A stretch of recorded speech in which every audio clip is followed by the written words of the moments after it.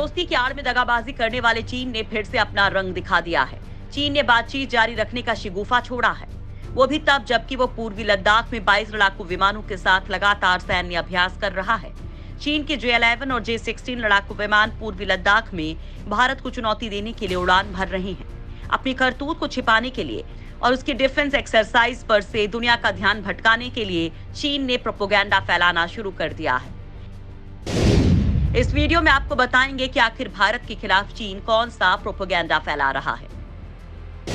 चीन से मुकाबले के लिए भारत क्या कर रहा है, मदद का दिखावा करो और पीठ में छुरा घोंप दो वाली चीन की थियरी क्या है। चीन की वायुसेना ने हाल ही में पूर्वी लद्दाख के तनाव वाले क्षेत्र में अपने एयरबेस से एक बड़ा हवाई अभ्यास किया, जिसमें चीनी सेना के खतरनाक जंगी फाइटर्स प्लेन्स ने हिस्सा लेकर हिंदुस्तान को चैलेंज किया।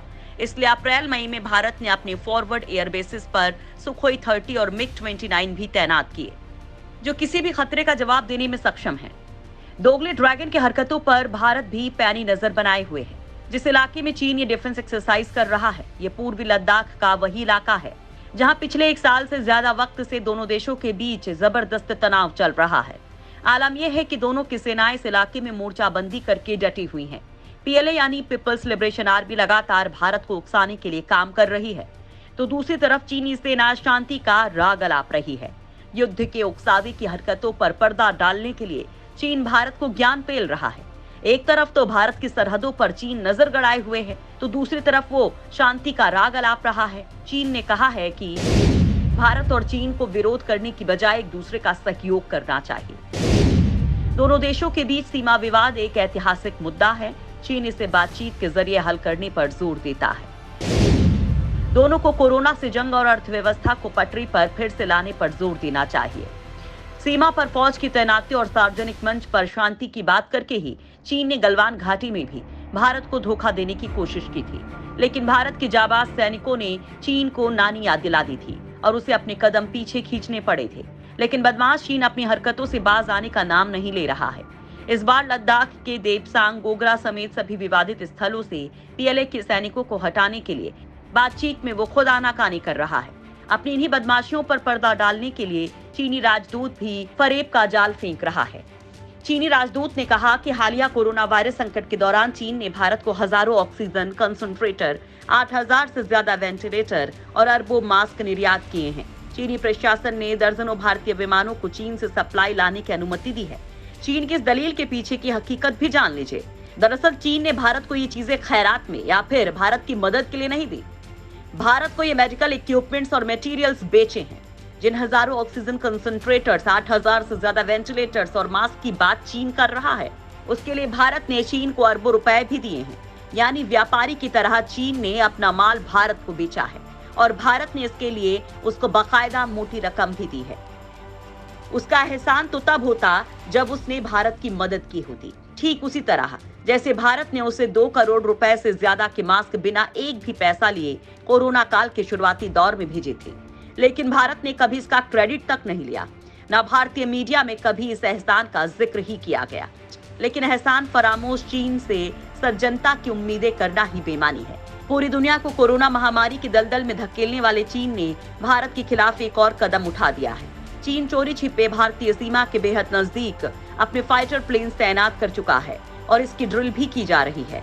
ये युद्ध अभ्यास उसी एयरबेस से किया गया जहां से पिछले साल पूर्वी लद्दाख में चीनी सेना ने अपने जवानों को सारी मदद पहुंचाई थी।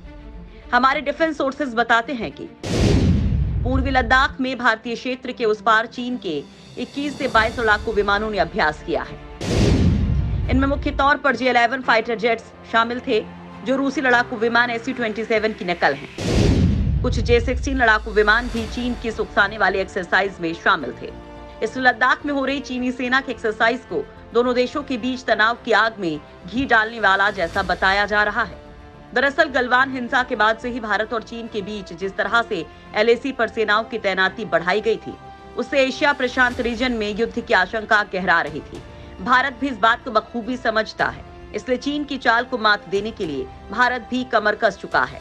सूत्र बताते हैं कि भारत ने देश की उत्तरी सीमाओं में राफेल लड़ाकू विमान भी एक्टिव कर दिए हैं। राफेल को बैकअप देने के लिए भारत ने अपने फाइटर जेट्स के पूरे बेड़े को अलर्ट कर दिया है।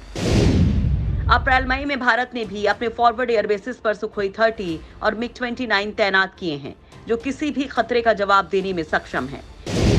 किसी भी आपात स्थिति में भारत सरकार सेना को इस इलाके में फ्री हैंड देने के लिए भी विचार कर रही है, ताकि चीन की किसी भी बदमाशी का मुंहतोड़ जवाब फौरन दिया जा सके। चीन की चटनी बनाने के लिए भारतीय एयरफोर्स के सबसे खूंखार लड़ाकू विमान राफेल पर हैमर मिसाइलें भी तैनात की जा सकती हैं। हैमर मिसाइल 60 से 70 किलोमीटर की रेंज में किसी भी तरह के लक्ष्यों को ध्वस्त कर देती हैं। ये जानकारी इसलिए बेहद अहम है क्योंकि पूर्वी लद्दाख में तनाव के बाद चीन ने एलएसी से सटे अपने सैन्य हवाई अड्डों को अपग्रेड किया है। चीनी फाइटर प्लेन्स की एक्सरसाइज होटन, गारगुंसा और काशगर समेत हाल ही में अपग्रेड की गई एयरफील्ड्स पर हो रही है। हवाई अड्डे पर कितने लड़ाकू विमान मौजूद हैं, इसे छिपाने के लिए चीन ने कंक्रीट के स्ट्रक्चर्स खड़े कर दिए हैं। भारत भी चीन के खिलाफ सीमा पर ढिलाई बरतने के मूड में नहीं दिख रहा है। हिंदुस्तान भी लद्दाख के सामने चीनी सीमा में स्थित Kashgar, Hotan, Ngari Gunsa, Shigatse, Lhasa, Gonggar, Nyingchi और चमडोपंगटा एयरबेस पर पैनी नजर बनाए हुए हैं। इंडिया टुडे की खबर के मुताबिक शिनजियांग और तिब्बत स्वायत्त सैन्य क्षेत्र में स्थित 7 चीनी सैन्य ठिकाने भारत के रडार पर हैं। इन पर नजर रखने के लिए सैटेलाइट्स और निगरानी के अन्य तरीकों का इस्तेमाल किया जा रहा है, जिनकी जानकारी पूरी तरह से देना भारतीय स्ट्रैटेजिकल पॉइंट ऑफ व्यू से ठीक नहीं है। फिर भी इतनी तो जानकारी दे ही दी गई है कि भारतीय वायुसेना के फॉरवर्ड एयरबेस को पश्चिमी और उत्तरी मोर्चों पर स्थितियों से निपटने के लिए तैयार किया गया है। सूत्र ये भी बताते हैं कि अभ्यास के दौरान चीन के लड़ाकू विमान उसी के क्षेत्र में बने रहे हैं। पिछले साल से भारतीय लड़ाकू विमानों की भी लद्दाख क्षेत्र में गतिविधियां काफी बढ़ी हुई हैं। इसी साल गर्मियों में चीनी सेना और एयरफोर्स की तैनाती के बाद इंडियन एयरफोर्स भी नियमित तौर पर मिग-29 लड़ाकू विमानों की टुकड़ी को तैनात कर रही है। चीन ने भले ही पैंगोंग झील इलाके से अपने सैनिकों को पीछे हटाया है, लेकिन उसने HQ-9 और HQ-16 जैसे अपने एयर डिफेंस सिस्टम्स को नहीं हटाया है, जो लंबी दूरी से ही किसी लड़ाकू विमान को टारगेट कर सकते हैं। कई दौर की बातचीत के बाद इसी साल फरवरी में विवादित सीमा के पास कुछ इलाकों से दोनों देश अपनी सेनाएं और सैन्य साजो सामान वापस बुला रहे हैं। दोनों पक्षों ने पहले पैंगोंग त्सो के आसपास अपने सैनिकों को हटाने का फैसला किया, लेकिन पूर्वी लद्दाख में हॉट स्प्रिंग्स, गोगरा और डेपसांग जैसे क्षेत्र अभी संघर्ष की स्थिति से बाहर नहीं निकले हैं। इसे विवाद का खत्म होना नहीं कहा जा सकता। ऐसे में चीन की डिफेंस एक्सरसाइज आगे एक बार फिर से दोनों देशों के बीच युद्ध के तौर पर सिर उठा सकती है।